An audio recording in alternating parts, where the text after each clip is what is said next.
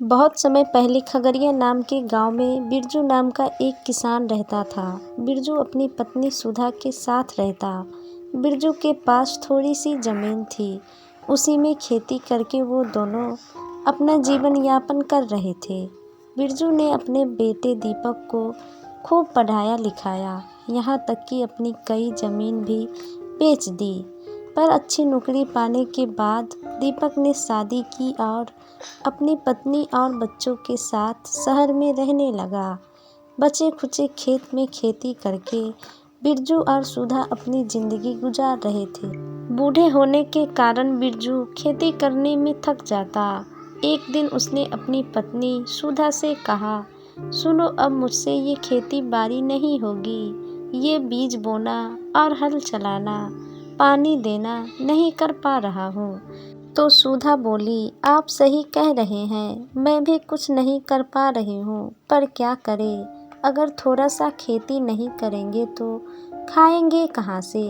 कभी कभी सोचती हूँ कि बेटे के यहाँ चली जाऊँ, पर वहाँ जाकर रहना आपको अच्छा ही नहीं लगता। अब कर भी क्या सकते हैं, उसी के पास जाकर शहर में रह लेंगे। ठीक है जी। अगले दिन बिरजू और सुधा दोनों शहर में अपने बेटे के यहाँ चले गए।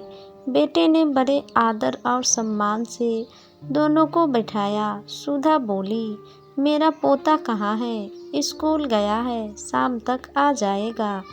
लेकिन बहू को उनका आना पसंद नहीं आया। वो अपने पति से बोली, बिना बताए आ गए। हमने सोचा था छुट्टी में कहीं घूमने जाएंगे, अब क्या करें?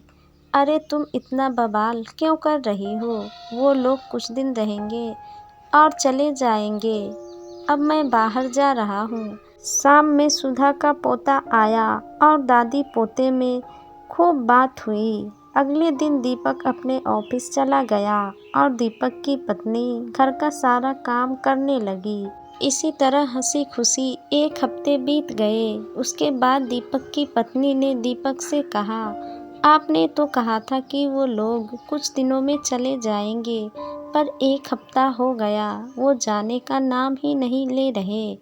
मैं खाना बना बनाकर थक गई हूँ। उनसे पूछिए कि वो लोग कब जाएंगे। दीपक सोचने लगा कि मैं उनसे कैसे पूछूं कि वो कब जाएंगे, लेकिन पत्नी के जिद के आगे मजबूर होकर अपनी माँ के पास गया और बोला, माँ, बीज बोने का समय है, आप लोग यहाँ रहेंगे तो फसल कौन लगाएगा? तब सुधा बोली, बेटा, फसल उगाने की बात भूल जाओ। खेती करना अब तुम्हारे पिता के बस की बात नहीं। अब हमसे वो सब काम नहीं होता। इसलिए अब हमने तय किया है कि हम वापस नहीं जाएंगे। अच्छा ठीक है बेटा, मैं तुम्हें ये बताना चाहती थी, पर तुमने ही पूछ लिया। क्या हमें यहाँ रहने से तुम्हें परेशानी है? अरे नहीं माँ, मुझे कोई परेशानी नहीं।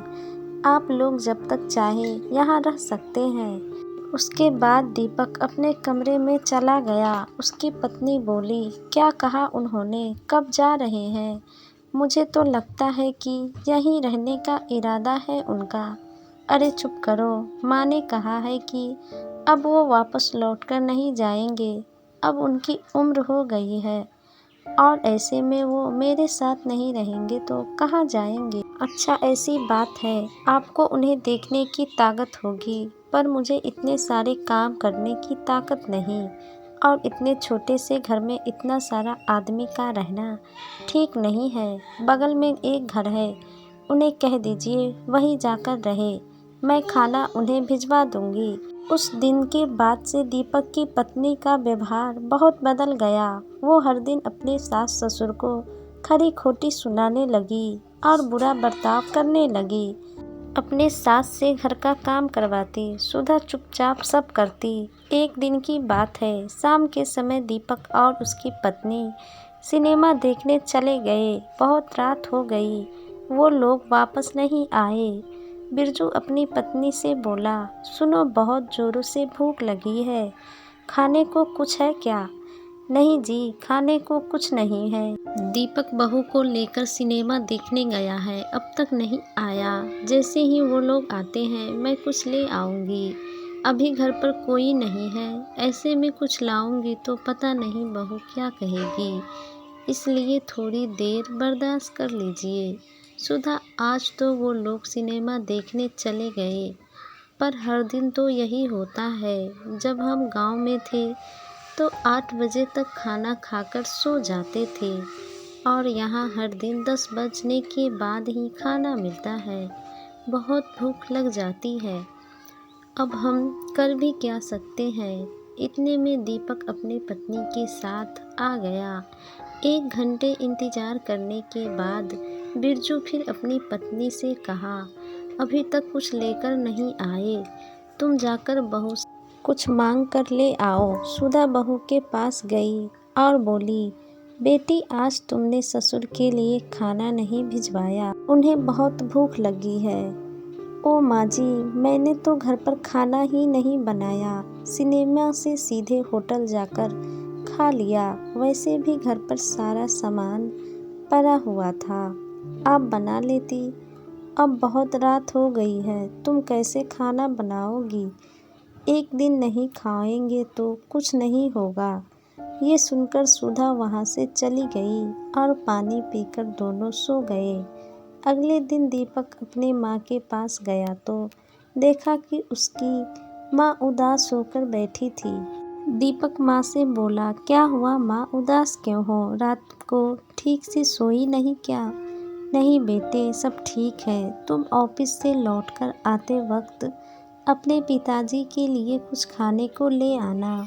क्या बात है माँ? कुछ नहीं बेटे, दरअसल कल रात को तुम लोग सिनेमा देखकर बाहर खाकर आ गए और बहू ने खाना नहीं बनाया। हर दिन खाते खाते रात के 10 बज जाते हैं। मैं तो भूख सह लेती हूँ, पर तुम्हारे पिता को भूख सहन नहीं होती, इसलिए तुमसे कुछ लाने को कह रही हूँ। क्या रात को आपने कुछ नहीं खाया?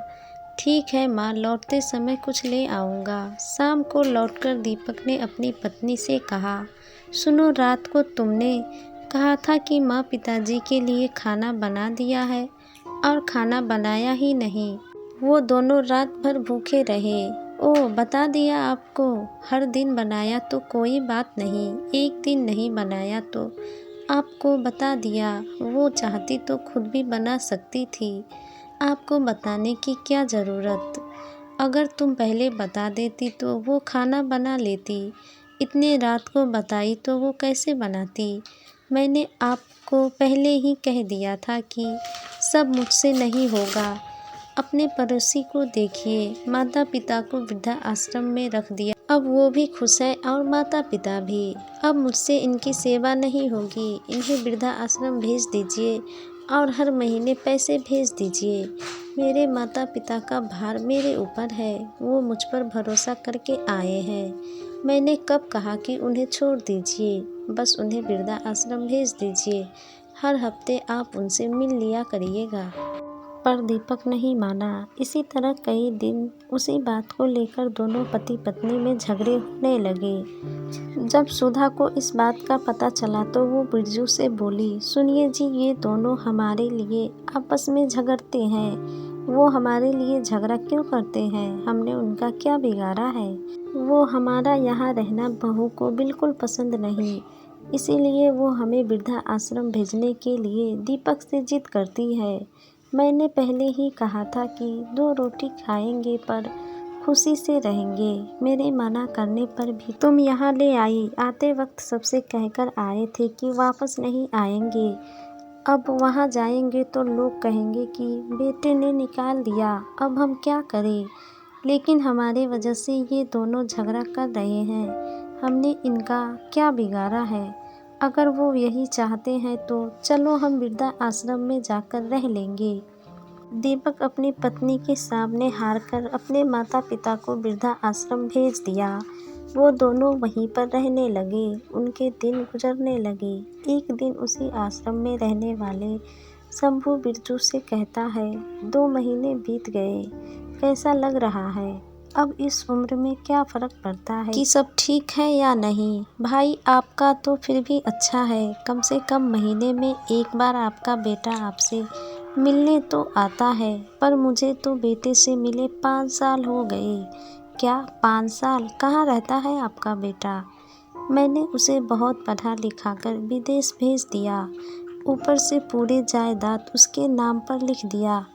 उसके बाद उसने मुझे यहाँ रख दिया और महीना भरता है। हम सोचते हैं कि हमारे संतान को परेशानी ना हो, इसलिए अच्छी शिक्षा दिलाते हैं। जब सब कुछ हाथ लग जाता है तो वो हमें भूल जाते हैं। आप सही कहते हैं।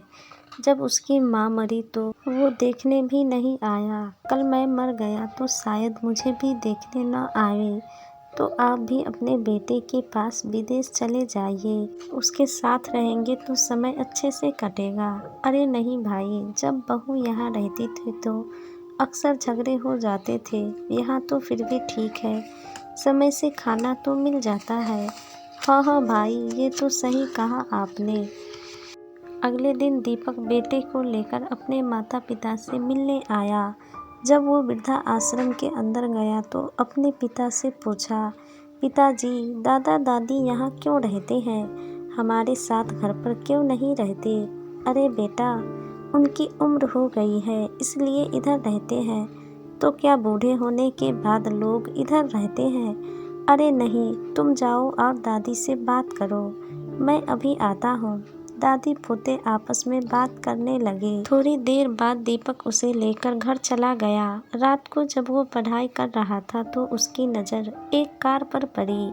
वो अपने माँ से बोला, माँ मैं ऐसी ही कार खरीदूंगा।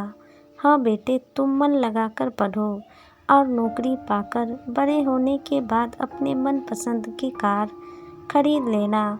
ठीक है माँ, मैं भी पापा की तरह खूब पढ़ूंगा और बड़े होकर खूब पैसे कमाऊंगा।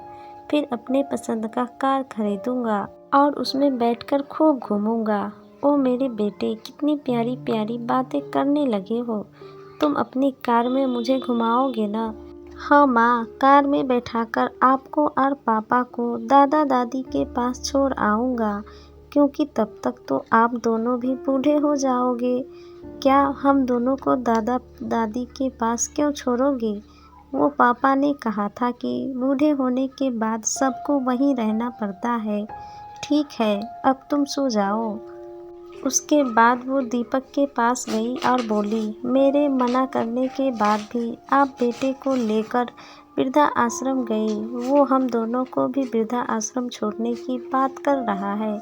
मुझे इसकी बात में कुछ गलत नहीं लग रहा। आज हमने अपने माता पिता को रखा है, कल वो हमें रखेगा, तो इसमें गलत क्या है? मुझे इस बात को सुनकर ही इतना दुख हो रहा है। पता नहीं आपके माता पिता को कितना दुख हुआ होगा। अब हमें उन्हें वहाँ एक पल भी नहीं रहने देंगे। आप कल ही उनके पास जाइए और उन्हें वापस ले आइए। अरे नहीं, वापस क्यों लाना चाहती हो? फिर से झगड़ा करने के लिए? वो वहाँ शांति से रह रहे हैं, उन्हें वहीं रहने दो। ऐसा मत कहिए, मैं उनकी देखभाल अपने माता पिता की तरह करूँगी। आप उन्हें वापस ले आइए। और अगले दिन दीपक अपने माता पिता को वापस ले आया। जिस बात को उसे कोई नहीं समझा सका, वो बात उसके बेटे ने समझा दिया। उस दिन के बाद से सभी परिवार एक साथ मिलकर रहने लगे और दीपक की पत्नी अपने सास ससुर की सेवा दिल से करने लगी।